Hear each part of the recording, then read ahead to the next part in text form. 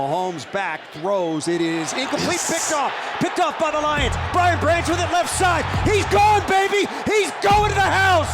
Touchdown, Detroit Lions. Deflected in the air, Branch ran under it, and he took it all the way back.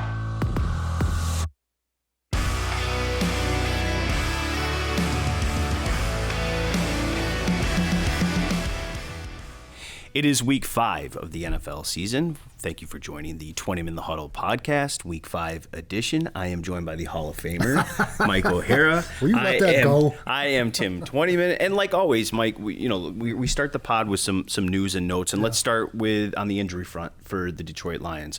Practice Tuesday, practice Thursday. No Brian Branch, no Amon-Ra St. Brown. If those two guys can't go, how big of a loss is it for the Detroit? It's a big loss. They've lost their biggest target on offense, and then a rising young player on defense who's not just a rookie anymore. He's a rookie in how you categorize it and all that, but not as a player. The Lions do get one big target back in Jameson Williams. Yep. Now, look, they're going to work him back slowly. Look, this month, this kid hasn't practiced in a month and a half. He was hurt the Jaguars week of the preseason, so we only played one preseason game. And I think that's smart. Just work him back, have some plays for him, have some packages for him. If they don't have Amon-Ra St. Brown, I expect Khalif Raymond to step up and fill that void. I could even maybe see them put Jamar Gibbs in the slot a little bit. I know they've done that a little bit, but I don't think they're gonna increase JMO's reps if they don't have Amon-Ra. I don't think that's how it's gonna work. I just think just let the kid come in, do what he does, play to the scheme, don't force him the football, and just let him get acclimated. Yeah, I know he runs and all, but there's more to it than, hey, go long. Yeah. I'll hit you by the Chevrolet. It's a lot more to it than that. But Ben Johnson said in his presser this week with the media, said that if he plays, we'll have a package for him, and I'm sure they've got something planned now. It's just a question of how much of they use it, if they use it, where they use it. Now, the word revenge game has been brought up a few times this week. Now, look, it's a new regime in Carolina. It's a new scheme. But Week 16 in Carolina last year, bad field conditions, cold game for that. And, look, Carolina just whooped their butt. There's no ifs, ands, buts, any other way to put it. Butts, yeah. It was 320 rushing yards. It was 3 touchdowns. It was almost 600 yards of total offense. And the defensive players that I talked to this week, granted, new regime there. This is a new defense with Detroit, a lot of young guys. It still left a bad taste in their mouth. Absolutely. But I would tell them, go to look in the mirror and say, the revenge is yourself. That's what you're revenging, what you did and what you didn't do. Now, look, any way you can motivate players, and I'm not saying that this group needs to be motivated any more than anybody else. This is really a good group of guys, really is good football players, but that's embarrassing. I don't know if you're ever going to get that mark off the 2022 schedule. It's there for perpetuity, but just erase it. Erase it for now and move on. Good way to do that. WIN. That's all you need to do at home. All right, key matchups here. We do it every week. One of our big segments here. Let's start with Brian Burns, who is a terrific pass rusher for them against Sewell and Decker. And I don't just put Sewell and I don't just put Decker, because when you look at Burns, he is a guy who equally lines up on the right side, on the left side. I think he's one of the few guys in the league that's just as good from either side, and they kind of use that as a matchup tool for them. Look, he's got 3 sacks in 4 games, and he's really been their most consistent pass rusher. Yeah, and he's coming off 2 Pro Bowl seasons too. I agree with you. If you look at that, how they where he's listed and all that, and you see right defensive end, left defensive end, outside linebacker, and I don't think they're just throwing those, putting those designations on there for no reason. That's the way he's played, and that's the way they've played him. And look, the Lions have 2 terrific outside linebackers. Some teams don't have one. The Lions have 2, and I think that's a great advantage to them. Either one of those guys can handle him, but that doesn't mean he's not going to make his plays. Now, the idea is keep him off the quarterback. Yeah, and that's the big thing. And you look at Burns, 12.5 sacks last year. You mentioned the Pro Bowls. But look, Sewell and Decker played pretty well, too. I mean, Sewell, the 3 penalties, I think, stands out a little bit because he has been penalized. But 2 hurries, no sacks, no quarterback hits. That's pretty good for playing left and right tackle. And look, Decker gutted his way through last week, gave up a couple hurries, but was still pretty darn good. I thought it was a great sign that he was back at practice on Tuesday, that it wasn't a rest day for him, that he's ready to go. And look, you mentioned the 2 tackles. They've got 2 good ones. They're going to move Burns around and try to find an advantage, but I don't know if that advantage is there with these 2 tackles. And one thing that amazes me about Taylor Decker is how quick he gets back. And that left foot, I swear to God, it looks like it's a false start 60 times a game. That's how quick he is. So, nobody's just going to run him over. Yeah. And Penny Sewell, we may be looking at the next great young right tackle only because he's not playing left tackle. Right. Any other team he'd play left tackle. Right. He is absolutely special, really. He's going to be a fun one to watch for a long time. Yes, he is. And he's got a mean attitude when he plays, too. And you know what I love? The fact about him, Mike, is in his 3rd season. He's 22 years old. When they puddle up before a game, before they go into the locker room, who's the guy in the center leading them? Penny Sewell. Penny for your He has thoughts, become a captain and a leader on this team in just his 3rd season. There's some veteran guys in that, not only that room, but on this team, and I think it says a lot that he's a captain of this football team, too. Absolutely. Look, 22 years old, he's got into his 30s. He's going to be, he'd be, 30 years old and have, 33 or 13 years in the league. It's just amazing what he's done. And he's going to make a lot of money, too. And when you need him in a pinch, he can go short and catch a ball. That's one check you don't mind paying. No, absolutely. No, you want young, good stars on your football team, and Penny Sewell is certainly one of those. All right, let's skip over to... Can you get rid of this one? Yes. Wasn't there a famous throwing incident? Aren't you going to ball these up after each one? You ball it up and just toss it? I didn't bring the whole thing. Just trust me. All right.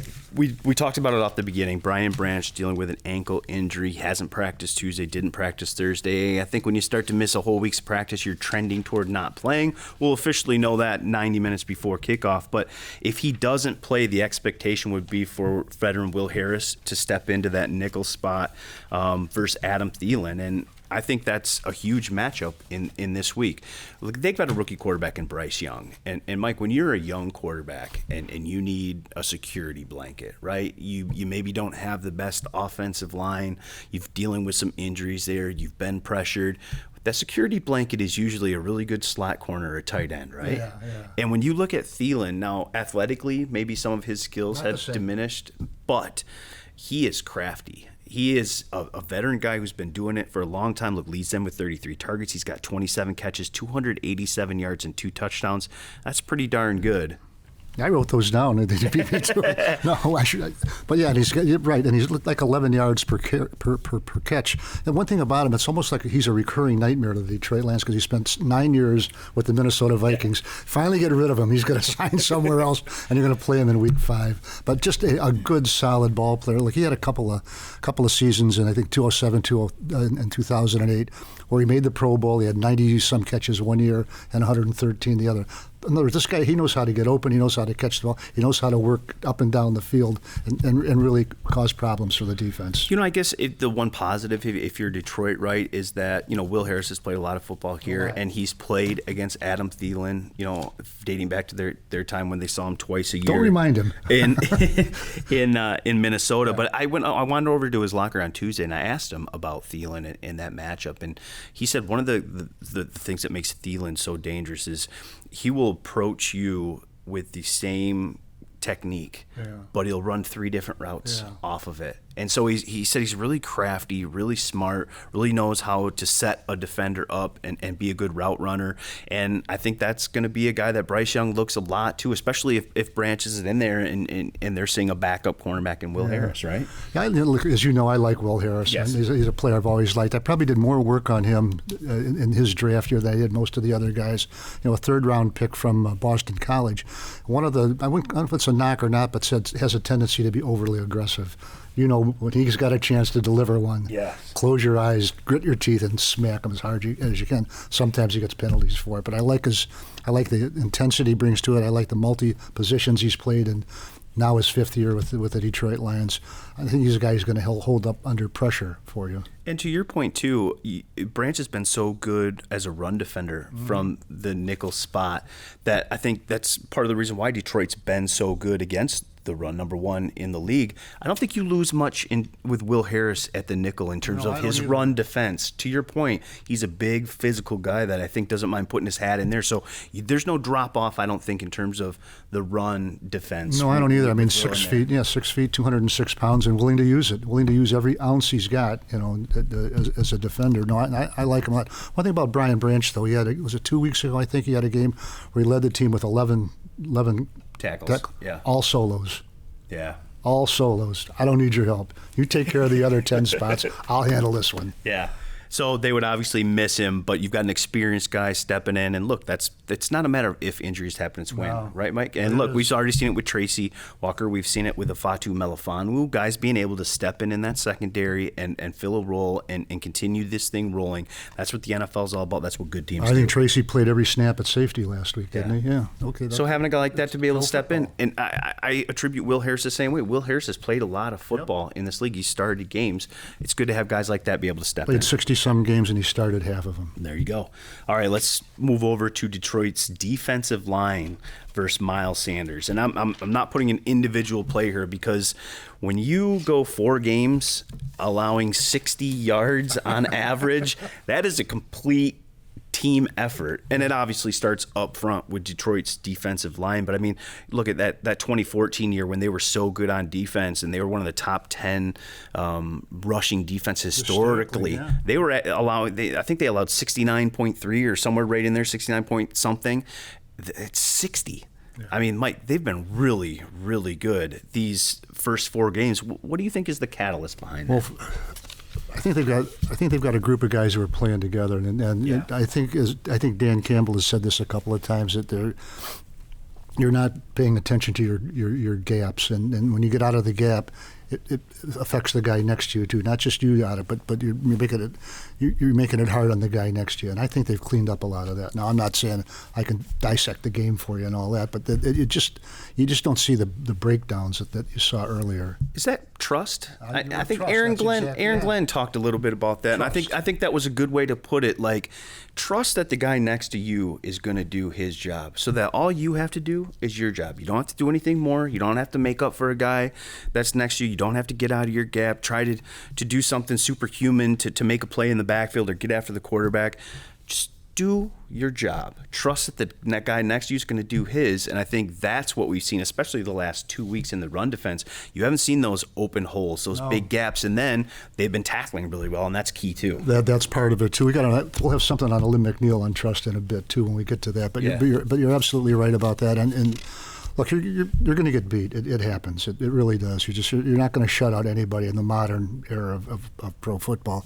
But what the Detroit Lions have done, certainly, maybe it's like game 3, game 4, they've really closed the door on people, and they really are playing what they've wanted to play, and that's complementary football. And that's offense and defense. It just meshes. It just feels good together. And it looks a little different in Carolina, too. It's not the same system as it was. Now, look, they still want to run the ball. Their head coach, Frank Reich, talked this week about we're not going to be scared of Detroit being the number 1 run defense. We're not going to come in there and just say, well, they're good at that, so we need to throw the ball. We're going to abandon it. They want to have a balanced attack, especially with a young quarterback. But when you look at them, 22nd in the league in rush, they're averaging under 100 yards per game. That's not their strength. And when you've got Detroit, who's been able to rush the passer so well, 12 sacks in the last 2 games, and defend the run, boy, that's a tough task for a young quarterback to come in and be productive against. Yeah, they've given up 71 yards rushing in the last 2 games, and one of those was was the great Bijan Robinson. They held that team to 44 yards rushing on 20 attempts. And that's a team that wants to run. Now, Carolina will run, though. You saw last week they were a little stubborn, and I think it was 31 carries, even though they had 70, 80 yards. They stuck to it, and I suspect they'll do that here. But look, Miles Sanders, 54 attempts, 158 yards, 2.9 average. They went and spent some money on him. There just hasn't been a whole lot of running room for him, and the hope is that the Lions can keep that rolling this week too. Well, listen, Miles Sanders was a really good player for 4 years for the Philadelphia. I mean, really good, and he had 700 yards, 800 yards, 900 yards, and then 1,269 last year and made the Pro Bowl. I mean, just a really good ball player, and what he did what he's supposed to do: get the best offer he could and make some money. That's why he's in Carolina. I'm sure if he had his heart and he'd have the same financial opportunity, he'd probably stay in Philadelphia. But he's a really good ball player. He really is. But completely different where he is A little now. bit running behind Carolina's offensive line, an offensive line that's been banged up. They're without two of their starting guards versus, Philadelphia offensive line that's one of the best in the NFL. Absolutely. If it's not the best, it's second best. All right, you're a radio TV expert. I know you teased Aleem McNeil already, so let's go into that one. Aleem McNeil, defensive tackle for Lions versus, I put Cade Mays here because I think it's still a little bit undecided. Austin Corbett and Brady Christensen, two of their starting guards who have been hurt. Corbett towards ACL the last week of last year. He returned to practice this week, but the expectation, I think, with Carolina having a bye after this game, that he might be a couple weeks away. So now you fit in a young guy in Cade Mays. Look, an athletic guy. He played some fullback for them last week, but inexperienced going against a guy like Aleem McNeil, who's playing some pretty darn good football right now, isn't he, Mike? Well, first of all, I just want you to know that I don't just gloss over this stuff. We are dealing with Cade Montgomery Mays. Okay. Now, now we have two Montgomerys on the same field. I want you to look up how often that's happened. You have until 1 o'clock on Sunday, okay? But I got homework assignment this week. Yes. Or tell somebody, have your wife do it. Come on. Aleem McNeil, to me, is turning into a football player. Yeah. Not just a prospect anymore, but a real football player. And I thought that sort of came along, late last season with him. But now he took it to another level at a place where he had to take it to another, and should and did. And he worked on his body in the offseason. This doesn't sound logical to me, but it is logical. He's lost weight and he's gained strength. And he's, You want to go through the physics of how that's possible real quick? I would love to if I knew him. In other words, you wear some kind of weighted belt around your back. But it's funny because but he looks better too. He does look better. He's not the same guy. And it's funny because I asked Jonah Jackson and some of our guards when that story had come out that Aleem, dieted and changed his body and lost 20 plus pounds. And I asked those guys, have you noticed that at all in terms of strength? Yeah. And both of them looked at me and said, no. Yeah. He's still strong. Yeah. He might be the strongest guy on this football team. Who did we talk to this week that said it's Derek Barnes. Derek Barnes, said it was like some of the guys will actually stop in the weight room just to watch him. Yeah. He's like, he warms up with 3 plates on each side and just a mammoth man. But now you lose the weight. Now you're a little bit quicker. Now you're a little, more stamina. Exactly. Yeah. And I think that's the thing that's jumped out is that pass rushing prowess from the middle, that ability to play in an opponent's backfield. He's already got 2 sacks in 4 games. His career high is 2 sacks, Mike. And a couple, 2 or 3 tackles for loss. Yeah. And he's really taken a leadership role up front. Look, the Detroit Lions have a lot of young guys who are leaders. It's the way it is. And somebody's got to step forward there, and he's one of them. He really is. But we've seen a couple of plays where he's just absolutely just stopped somebody dead. I mean, that's it. Bam! Yeah. You're not going any further. You can almost hear the contact up in the press box. Now, this is a good-looking young player who's going to be around a long time. And that translates to the edges. Yeah. Right? When a quarterback doesn't have an ability to step up, we've talked about how good Aiden Hutchinson has been all year long. And now when you can get that push from the middle, when you can get a pass rush prowess from the middle, and you don't have an ability as a quarterback to step up, or you're getting pressure up the middle, that's the worst kind of pressure. And then in the run game, him being able to take on double teams, him being able to be, more elusive and more of a factor, that allows Derek Barnes, Alex Anzalone, those guys to play a little bit, free, have some more opportunities to make plays, and we've seen that too. So it's not just him getting his. I think he's making everyone around him better the way he's playing as Absolutely. Well. And get back to this trust thing, and honestly, it's in here. Dan Campbell was talking about that earlier this week and specifically mentioned Aleem McNeil, and he said he was doing exactly what he was supposed to do with the guy, and he slid off, and he got the sack that should have been Aiden Hutchinson's sack, but he just played it the way you're supposed to play it and got a sack out of it. That's trust. Trust. Yeah, it's absolutely trust. Yeah. Yeah, 100%. And he wasn't freelancing. He played his keys and got the sack. All right. Well, since you You're full of teases today. We're going to get into the other Montgomery now. Let's do David Montgomery, obviously, who's been terrific. And you could have put a number of guys on Carolina's defense in this matchup. But to me, I put Von Bell, who's a veteran guy, a leader of that defense. He's been doing it at a high level for a long time. He leads them in tackles with 24. He's kind of their guy, their leader, also their last line of defense. Were you a little bit surprised with David at Green Bay? 32 carries, 121 yards, 3 touchdowns. The 32 carries in particular. Yeah, I didn't really realize you went back and looked at it. Because as you're covering the game, you're writing things down and all that, and then you look back and go, "Whoa, 32! Whoa, I didn't." But he never slowed down. The one thing about him is not the one thing, but one of the things about him is he just changes direction so effortlessly. And he's 5'10", 5'9", whatever it is, 220 pounds. But he doesn't play like a heavy, just a pounder. He's a guy who can move. He can read and recognize and react, and those are tremendous qualities for a guy who runs as hard as he does and can accelerate the way he does. Well, and a guy who's as physical as he is too, Mike. He's one of those guys I see that always falls forward. You talk about that being a trait, but he carries guys with him. He's always getting positive yards, and now you mentioned the elusiveness and to go along with the physicality and the vision to be able to jump step into a different hole. And I just think he's really loving playing behind this offensive line. I would think He's been in Chicago for 4 years, and look, nothing against the Bears, but that's been an area they've continued to try to build over the years, has been a weakness of their football team. And now all of a sudden you get a guy who's experienced, who can break tackles. He's been among the league leaders in broken tackles for a number of years.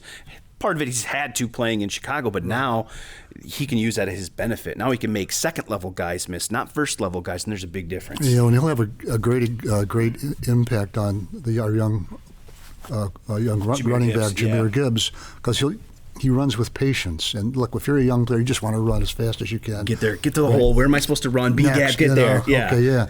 No, he's sort of like a dancer. You look at it, make now is the time. It's sort of the opposite of something that Lem Barney once said, the great cornerback. Mm-hmm. He said, "A little voice says now." Well, that same voice talks to the offense too, and that's for Montgomery. A little voice says now.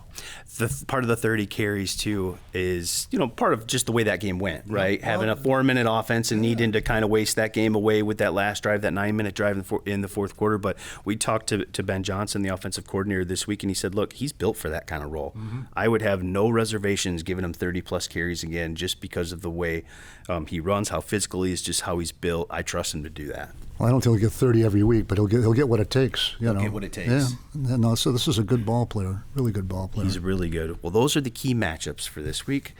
It's always a pleasure to be joined by the Hall of Famer. I'm glad you could work me into your schedule here. We are going to have Tracy Walker on the show as well. And then obviously, as always, PJ Clark and I will be breaking down everything from the Carolina game at Ford Field. And hopefully me and PJ are talking about a win. Thank you, Mike, for joining me. I appreciate you, and we're going to have fun Sunday. Well, I appreciate having you. I'm looking forward to Tracy Walker. There is a ball player who, another thing, just me, he sounds like Tommy Hearns. With that, on to Tracy.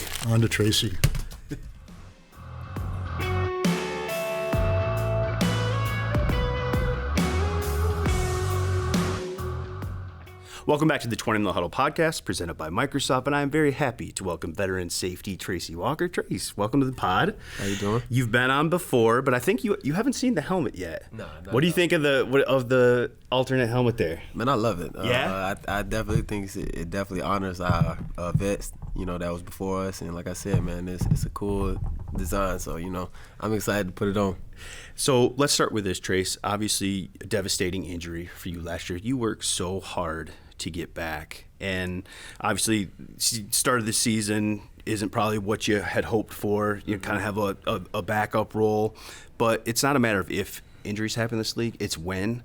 And to be right there, to be able to step in, to have a guy who's made 37 starts, played in 60-some games, to be able to step into that lineup, and you guys don't even miss a beat. Just how rewarding has that been for you, for everything that you've been through over the last year, to then just all of a sudden play such an integral role in this defense and be playing so well? Well, obviously, like you said, it was a tough situation with my whole injury. And throughout the process, I just had to learn and understand that you got to control what you control. And that was a very similar situation that came in the beginning of the year. I said I was expected to come back in and start, and it just was unfortunate that it didn't turn out that way. But I had to control what I control, and I looked at it as I just got to make sure I'm ready, like you said, because this game of football, it's 100% injury rate. And it's a matter of when I was going to be needed. And I said, things turned out to come faster than we expected. But, like I said, at the end of the day, I just had to make sure I was ready. And like you said, with my playing experiences, with the comfortability that I give my teammates, they're very excited to have me out there. And they, like I said, it go both ways. I'm excited to be back out there. And like I said, just to be able to help my team in that aspect. And like I said, we're only going to get better. So, and it goes beyond you too. Like guys like Ifatu, he's been dealing with injuries. His career needs to step in. Will Harris has had to step in. Just having veteran guys who've been around, he can do it. How important is that for the depth of your football team and just being able to not miss a beat when injuries do happen? Because like you said, it's 100%. It's very hard to have that. Definitely, like in our situation right now, we're very blessed to have the depth that we had this year. Because a lot of teams right now would be struggling. Just look at us, prime example, yesterday. Even though we had depth, but at the same time, we started off struggling. And compared to this year, we came back and we just kept on going. The train kept on rolling. So in our head right now, we just want to continue to just drive each other to get better each and every day. And which, like I said before, the injuries, that was all our mindset was, because we all we got, And it's a long year, so we gonna need everybody in there. So. And that's how all the young guys and vets look at it. It looks like it's so much fun to play football on this defense right now. The way you guys are flying around, the way the front seven's playing, the way you guys are playing in the back end. I mean, you talked about it a little bit. You started this kind of thing on Twitter, this Hitsville. Yeah. And the way you guys are coming up and delivering hits as a secondary. Everybody, I mean, Trace, how fun are you having right now, man? Like you say, welcome to Hitsville. You come in, hey. That's got to pick up, by the way. Between them lines, them white lines, like I said, once them pass on, hey, you better be ready, because we gonna fly around. And like I said, that's what we that's our identity as a defense. We're a physical, violent defense. Yeah. And so, like I said, and I nicknamed myself, but like I said, Hitsville, because the way we coming to hit you, you gonna realize, okay, you getting hit, and now, hey, you in the city. So yeah. How much fun has that atmosphere been at Ford Field? Now you've been here a while. You've sensed that kind of brewing in this fan base, so hungry for something to cheer about, and now they've got it. You guys have given it to them, and just what's that atmosphere been like at Ford Field? And amazing. My first 5 years, just me being here, and like I said, just seeing it this year is incredible. Yeah. And like I said, for us, it gives us a little bit more motivation to go out there and, like I said, to keep our fans happy. Like I said, because we need that support. Vice versa when it's away or home. It's like I said, it's incredible just to even have them going on away games, just to travel and to come out there and just support us. Like I said, our fans is what we go out here and play this game for. Obviously, we play for the name on our back of our jerseys, but like I said, if we didn't have our fans, who we doing this for? Yeah. So for us, we want to go out there and put on the show, and like I said, we want to have all the support we can get. You look at Carolina, young team.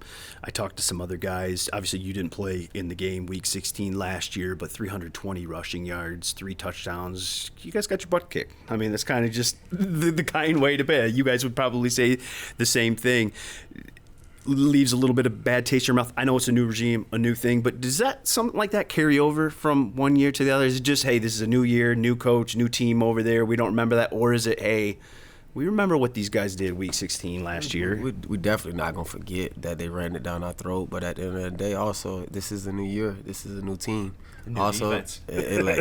like you said, I wasn't out there, so, but obviously I watched it at home, and I was very disappointed. So for me, honestly, and like I said just last week, we got to go out there each and every week and just do what we do best and play our type of football. And I said the rest take care of itself. We're a physical, violent team, and it goes on both sides. So as long as we execute and we handle the jobs that we need to handle, we're going to be fine. How rewarding is that to be on a football team that's top 10 in the NFL in rushing and top 10 in the NFL in rushing defense? Because that's a mentality, isn't it, Trace? Definitely. I mean, that's just what it's about, playing physical and being tough and having dedication to ground and pound and defending ground and pound. it's got to be fun to see your guys on the other side of the ball having success running the football too and playing a similar style that you guys play on defense. That's what I'm saying. This is when you step on the field, you playing the Detroit Lions, you better have it on your mind. You're coming to Hitsville.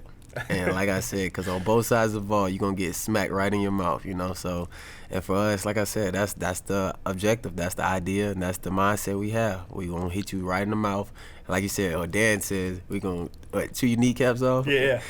Nah, we gonna smack you right in your mouth and let you know how we coming. So, and like I said, that's our mindset on both sides of the ball. We just want to establish that identity because we got a lot of violent guys. We're great guys, but between the whistles, yeah, you don't want to see us. It's an identity that fits with this city too, doesn't it? Definitely. And I think, is that part of why maybe so many people have embraced this brand of football that you guys are playing too, because it fits the mantra of Detroit: lunch pail, physical, go to work, hit, you know? Yeah. Yeah, no, like I said, this team right now is definitely the epitome of what this city is all about. And so, like I said, and it all comes down to one word: grit. Great. That's what we own. And like I said, we're going to go out there and show it each and every week. All right, Sunday comes in. Sunday is coming quick. They're a desperate team looking for their first win at 0-4. Maybe just a quick scouting report, what you see. Bryce Young quarterback, #1 overall pick. They haven't run it very well, but they're stubborn with wanting to do it. Adam Thielen, a guy that you guys are very familiar with on the outside. Just what kind of challenge does Carolina present to you guys on Sunday? They have a good team over there. Obviously, they have a lot of weapons. And for us, like I said, we got to go out there. Obviously, we got to stop the run. We can't let them run the ball like they did last year. And like I said, in the secondary, we got to go out there and stop the pass game. Offensively, we got to be able to run the ball. You know, we got to test their run defense. And like I said, it's going to be a great balance and a great battle between two good teams, two physical, hard-nosed teams who, like I said, we're going to go out there and we're going to compete. And like you said, we owe them. You know, not saying it in a bad way, but we owe them, you know. And so, like I said, in our head, we got to go out there and just compete and control what we control. Well, it should be a fun game. You guys look to go 4-1, keep this thing rolling, staying right there top of the NFC. You guys have looked great. It's a great atmosphere there. Thanks for joining me. Good luck on Sunday, and go hit somebody. Appreciate you, Tim. Appreciate you.